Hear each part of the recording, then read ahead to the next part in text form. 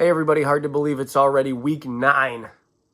Halfway through the NFL regular season. Always flies by. The Bills come into it 6-2, fresh off of a 31-10 drubbing, decimation, pick your word for it, of the Seattle Seahawks over on the West Coast. I would say the game was really never in that much doubt. Seattle looked lifeless from the get-go. They went 3 and out with 3 total yards on their first 2 possessions. Even when they finally did start moving the ball, they just kept puking all over themselves. They just reeked of a team, really probably with a first-year head coach. They committed stupid penalties. They had some bad luck along the way, don't get me wrong. Like Geno Smith getting stepped on 4th and goal is pretty bad luck, but that, again, it's also kind of stupid. Like, I was watching the game thinking, wow, this team is, like, just not smart. Geno throwing the ball at Smoot's head. Like, come on. That's something you're seriously still doing? You know that's a penalty, and you're just going to, like, whatever. Whatever happens, happens. Dumb. Just dumb from top to bottom. The Bills had some good luck other way. Of course, the Geno Smith play I just talked about. The Allen third down run comes to mind where he's escaping the pocket, drops the ball, and kicks it ahead to Ty Johnson for the first down. The Bills ended up scoring going into the half off of that. You know, that's something that's really kind of out of your control, but works out all the same. We take those. That's what I like to say. We take those. When something like that happens, I'm just looking at the screen, I'm like, we take those. It is what it is. You take the lucky breaks, and you capitalize on them. That's what good teams do. Pretty impressive performance, really, from the Bills from start to finish. I would say it was really like a Joe Brady masterclass, honestly. Like, that might have been his best game as the Bills' offensive coordinator, or certainly one of them, because the Bills were moving the ball up and down the field for a large part of the afternoon. The first drive goes 14 plays, 90 yards, takes 9 minutes, ends with a touchdown. They did have a punt and a turnover on the second and third possession. Josh finally throws his first interception of the season. You knew that was coming eventually. I'm glad that it ended up being pretty inconsequential. But once they get the ball back, 93 yards, touchdown. They start the second half, 69 yards, field goal, 51 yards, touchdown, 73 yards, touchdown. And I mean, by then, the game is just well in hand.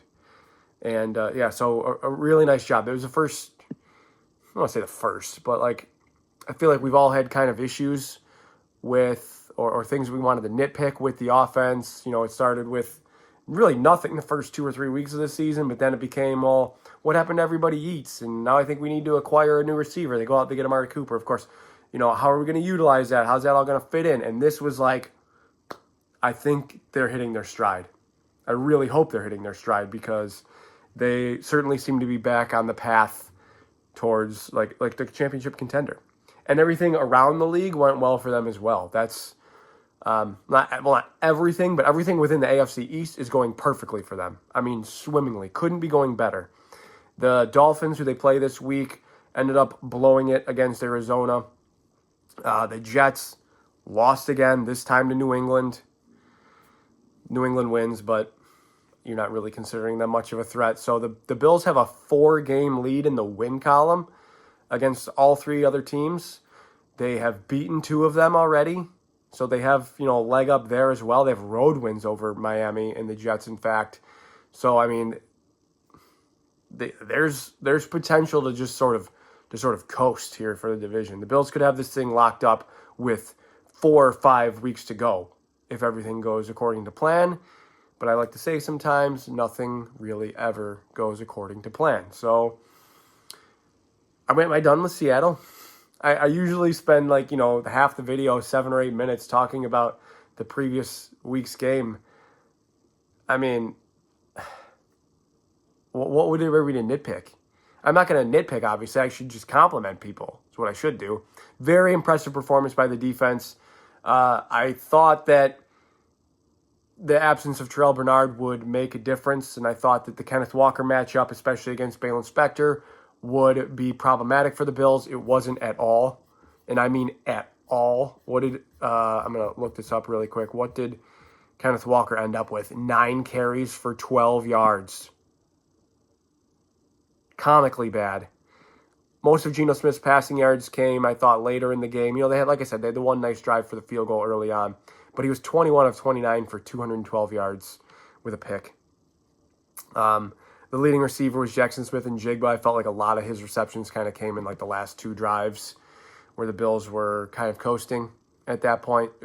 Phenomenal job all around there, especially on the defense that we thought might have, a big hole in the middle of it with Terrell Bernard missing. And much like a lot of the games earlier in this season, you didn't even really notice it. Certain teams have the ability to expose it. Baltimore exposed it. Houston exposed it to an extent. Even though Terrell Bernard played in that game, Houston exposed some parts of the Bills' defense. They had Cole Bishop in there, and they threw a deep ball over his head. Nailed it. They threw for a ton of yards. Ultimately, I thought the Bills' defense had that game pretty well. I don't want to get, I'm just using these as anecdotal evidence. Just a terrific job. Unfamiliar opponent. You never know which way those are going to go sometimes. But like I said last week, if you're a championship contender, this is a game that you should win. And I thought it was going to be closer, and it wasn't at all. The Bills ran away from Seattle. Wouldn't have necessarily been that way had Seattle kept their head on straight at times. But it's not our fault. It's really not our fault that Seattle is a less intelligent football team or wants to commit, mental errors up the wazoo. All you can do is take advantage of them. Like I said a couple minutes ago, I feel like I say this a lot. Good teams do that. Other teams will give you breaks all the time. A lot of times those things are out of your control. It could be stupid penalties. It could be, fumbles or something like that. They will give you breaks. Whether or not you capitalize on them is usually the big measure of success. The Bills' defense, to their credit, has forced at least one turnover in every game. 1 or 2 in 7 out of 8 games, 3 against Miami, who's the opponent this week. What a great segue, Greg. Nice job. Let's talk about the Dolphins. The Dolphins come in off of a loss. Pretty bad one. They got Tua Tagovailoa back, and he was okay for them. 28 of 38. The yardage, I have it right here, actually. Stand by. Why do I remember 28 of 38, but not the yardage? That's kind of funny. 234 yards, a touchdown. They didn't technically commit any turnovers, but they did have one. They're not credited with it, but the snap over to his head and out of bounds for a safety, that to me is a turnover. It led to obviously 2 points for Arizona, and Arizona scored 17 points following that, I believe. Or maybe, I can't remember exactly where the drive chart led, but it was like, what was the score? It's 24-10. Have that right here, stand by. I came more prepared this time. It was 20-10. 20-10, Arizona was leading Miami. There was that safety that made it 20-12, and then Arizona runs off 16 more consecutive points. Or not consecutive. They outscored the Dolphins 16-7 the rest of the way. The Dolphins did obviously get a touchdown in the middle of that. So as I'm staring at it right now, sorry, I didn't mean to get sidetracked there. It was just, you're up 20-10. You're up even 27-18 at home. You're up in the fourth quarter, you're up 27-18. When Mostert scored his second touchdown, you're thinking, okay, we're up 9. We got to get this home. And much to Arizona's credit, they go on a touchdown drive, cap it off with a James Conner rush. They force a punt from Miami. Miami unable to run the clock out. Arizona able to do the complete opposite. They run out the last 5 minutes of the clock, and they kick a field goal as time expires. That's just a back-breaking, disgusting loss if you're the Dolphins. They don't look great on defense. They look slow, I think. Not that the Cardinals necessarily lit up the scoreboard or anything like that. Like James Conner, 20 carries for 53 yards. That's not good. And he had a long of 17, so that's like 19 for 36 other than that. It was not good, but they had no answer for Trey McBride and absolutely no answer for Marvin Harrison. Those are obviously blue-chip players at each position. But I think the Bills can take advantage of those in similar fashions. We haven't really used Dalton Kincaid to the extent of Trey McBride, 9 for 124 against the Dolphins. But that could be there. That would be my one thing, I guess, with the Bills, especially with Dalton Kincaid, is I want to see more, and you've seen some flashes of it. I want to see more than like him running 5 yards, turning around, catching the ball, and then trying to turn around the corner and gain more yards. That play's working. It's getting you 5, 6, maybe sometimes 10 yards. I just want to see him used a little bit more creatively. See his route tree expand a little bit. That would be great. Injuries are a story. as they always are, coming into this game. Maybe a little bit more for the Dolphins. Like I said, they have Tua back. That's great for them. They are, they're down Jalen Phillips, of course, with the season-ending injury. They might not have Zach Sealer. He has like an orbital bone fracture or something. Doesn't need surgery, but I can't imagine that would be comfortable. Again, I don't know. I've never done that. I don't know how it would be to play football and be banging heads against other people. I feel like that would be incredibly, incredibly painful. But that would be a loss for them. Javon Holland would certainly be a loss. He was injured, I believe, early in the game against Arizona, and they seem to have a bit... There's certainly doubt of whether or not he's going to be available. The Bills got a little bit of, I wouldn't say scare from Amari Cooper and Christian Benford, but they're both dealing with wrist injuries. They're both limited in practice, and especially in Benford's case, it's gone backwards a little bit. He practiced in full on Wednesday and was limited on Thursday, so that's got my attention. And he's been a cornerstone for the Bills at cornerback. No pun intended there, really. He's been a cornerstone for the Bills in the secondary. The Cooper thing, he only had one catch for 3 yards and really only 2 or 3 targets on Sunday against Seattle. I mean, I expect him to be much more involved as the weeks progress here. I just hope that injury is not really that significant. Sean McDermott said he wasn't going to practice on Wednesday afternoon, and then he did practice in a limited fashion. I've seen some videos of his left hand, and it's pretty heavily taped. And I'm trying to pay attention. Is he catching with the right hand a lot, or is he testing? What's he testing with the left? That's me maybe getting a little bit too in depth. I just want him to be available. Although one person I didn't talk about in the Seattle game was this emergence of Keon Coleman, and how can you not be encouraged by that? He was catching, he was blocking, he was running after the catch. They got a screen pass to him, they got a jump ball to him. They got a deep post to him. And they got a really nice pancake block out of him as well. That is very encouraging. I'm not ready to expect that every single week, but I really like what I'm seeing out of him. He played, I believe, the most snaps of any wide receiver on Sunday. Khalil Shakir's back. He appears to be fully healthy as well. He had something like 9 or 10 catches for over 100 yards. Again, love it. The Bills are working the screen game a little bit better with him, and they ran one with Coleman as well.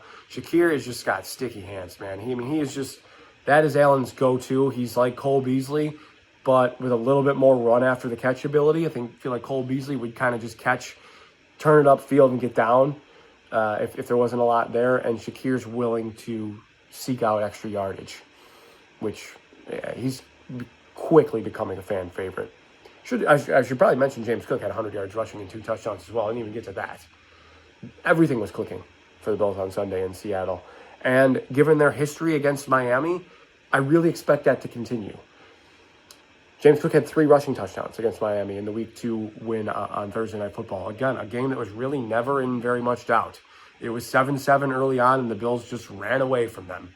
Granted, Miami turned the ball over on downs 4 times. Tua left the game with a concussion. He threw 2 interceptions. One was returned for a touchdown, him just trying to throw it away. This is probably something I've said before.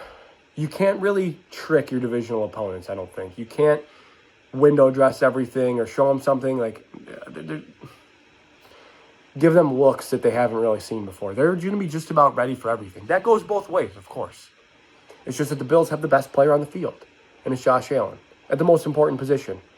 If you wanted to tell me Tyreek Hill's the best player on the field, fine. I think Tyreek Hill's one of the most important, most valuable. He would be the MVP of non-quarterbacks to me. And I know that the Skylar Thompson month there, the Tyler Huntley month, might fly in the face of that. But when he's in the lineup with Tua, they're a completely different animal. Having said that, the Bills have held him down. I think he is something. Oh man, I wish I had that up. I should have came prepared with that. And I think it's something I've talked about before. Is his career high against the Bills with the Dolphins is really not that high. Somewhere in the 60s, I think. Maybe caps out around 70 yards. So the Bills have held him in check pretty well. But he's a threat. He's always a threat. Waddle is always a threat. Achane is really always a threat. I think they're moving away from Mostert a little bit. I know Mostert had 2 touchdowns on Sunday against Arizona, but he only had 9 carries. Granted, Achane only had 10, but Achane had 15 touches. And I think that they're just like, okay, Mostert he's aging. He is good in spurts here, but we really need to give the kid the keys here. And they're big play threats. They're obviously big play threats, but what the Bills do better than any other team, seriously, I think they do this better than any other team, is make you earn it. They don't really give up a ton of big plays. That's why when they were giving up big plays to Baltimore, they got flat out steamrolled. Because Baltimore's scoring fast, they're getting chunk plays. That's not how the Bills are built to play defense. They will let you score, but you're going to earn it all the way up the field. Some teams have done that to them. Even the Titans did it in the first half. It's like, 4 yards here, 6 yards here, 3 yards here, 8, 4, 6. You know what I mean? Just small little chunks. Like, you're not going to get these big over-the-top plays or big plays up the seam. We are going to make you earn it all the way. And if you get there, good on you. The Dolphins would prefer not to play that way. They love chunk plays. They're addicted to chunk plays. And I think that's why the Bills match up so well with them. So I did talk about the injury report a little bit, obviously. It looks like Terrell Bernard is going to be available for this game. He's been limited in practice early in the week. He was limited late last week, but I think they wanted to be careful with him, especially with an ankle. I have to believe that Cooper and Benford are going to play until I hear otherwise, so that's good. This game just favors the Bills. Miami might be a desperate team because they're 2-5, and if they fall to 2-6, I mean, the division is already such a steep climb for them. But the playoffs are becoming a steep climb for them as well because they not only have to pass teams like Cincinnati that some people might think are better than them, but Pittsburgh and Baltimore are in the race there for the division there. The Chargers are looking like a potential wildcard team. So are the Broncos. Like, the Jets and Dolphins are falling out of this fast. So we're going to find out really just how desperate they are. And the Bills have a chance to really knock them off the pedestal here. Just be like, you thought? Yeah, you thought, but sorry, we're 7-2. You're 2-6. Good night, Miami. That's what I want to see. I'm picking the Bills. I'm picking the Bills to beat the Dolphins on Sunday. Home game, decent weather, 55 degrees. Give it to me. Josh Allen game against Miami. 30-20. Bills over Dolphins. Guys, I appreciate you coming this far in the video. As always, you don't have to spend your weekday listening to me, but I appreciate it. Hit me up on Twitter. My Twitter handle and YouTube username are the same. If you're going to the game on Sunday, you know how to find me. Enjoy your weekend. As always, above all else, go Bills.